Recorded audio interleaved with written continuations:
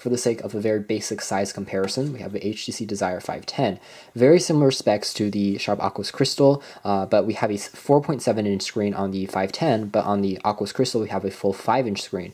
But even with that being said, you can see how the 510 is even larger in terms of the size and the dimensions in terms of the width. So it really just shows how small the Aquos Crystal is and how nice of a job Aquos Crystal next to the Zune HD, which I like to think is very similar in terms of the design language, just because we have that interesting chin at the very bottom. Just like on the Zune HD, we had that large chin on the bottom and the smaller screen on the top, so it has that same kind of design language going for it. But kind of interesting taking a look how that design is still kind of relevant today.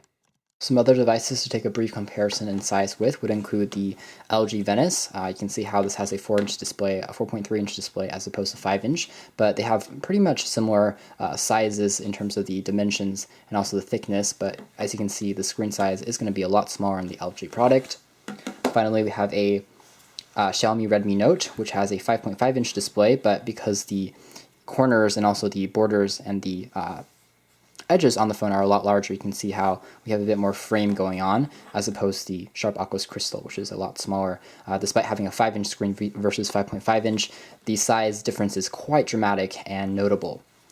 Finally, something for even larger stretch, we have an LG G Flex. You can see how the borders on the G Flex are a lot more respectable. They're a lot smaller, although there is a portion on the top which makes the phone seem quite a bit larger, 5-inch screen versus 6-inch screen.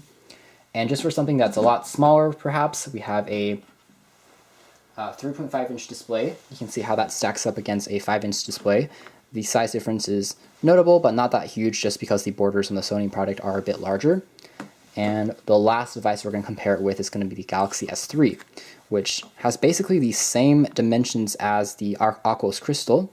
The Galaxy S3 has a 4.7/4.8-inch display, and the Aquos Crystal, of course, has that 5-inch display.